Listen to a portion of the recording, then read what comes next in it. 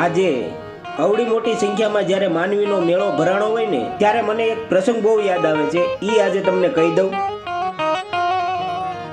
કે વાત કહેતા તો વાર લાગશે પણ ટૂંકમાં કહી દઉં છું કે એક વ્યક્તિ હતો, એને શેર માટીની ખોટ ઓસાઈ, અને જેને શેર માટીની ખોટ હશે ને એને જ આ વેદનાની ખબર હશે ઓસાઈ.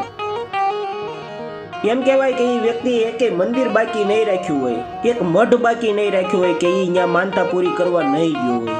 ઉઘાડા પગે માનતાઓ કરી. એમ કહેવાય કે આ મઢે જા તો ઈ મઢે પોગી ગયો, ઓલા મંદિરે જા તો ઈ મંદિરે પોગી ગયો. અને એમ કહેવાય કે હવે ઈ વ્યક્તિ આમ ભાંગી ગયો છે, અંદરથી આમ તૂટી ગયો છે ઓસાબી.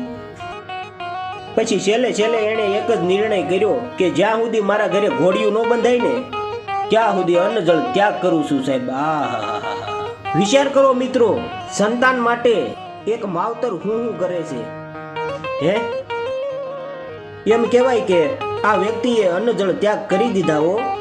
અન્ન જળ ત્યાગ કર્યાના એક દિવસ વયો ગયો, બીજો દિવસ વયો ગયો, અને એમ કહેવાય કે ત્રીજો દિવસ વયો ગયો, અને 3.5 દિવસ થયા ને સાહેબ ત્યાં આકાશમાંથી આમ ભડાકો થયો હો સાહેબ.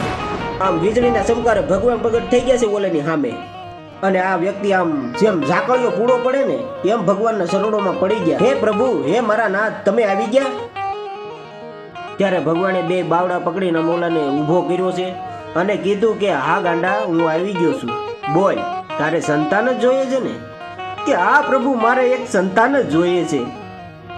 અને ત્યારે પ્રભુ બોલ્યા કે એ ગાંડા, કે હું તને સંતાન તો આપું પણ કોડા પેલા લગન તો તું કર.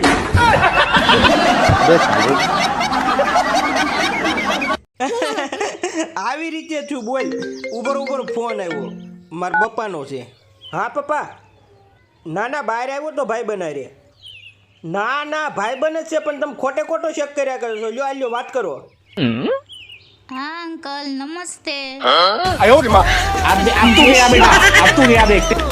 તો મિત્રો, તમે તમારી પત્નીને કઈ રીતે કાબૂમાં કરી શકો છો? તો એના માટે તમારે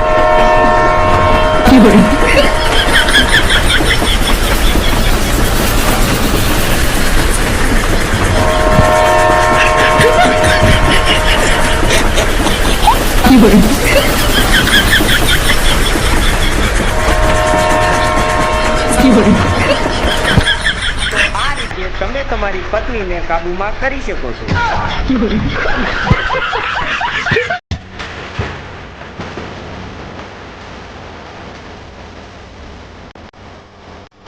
આંબાલાલ એ તો રમ્યા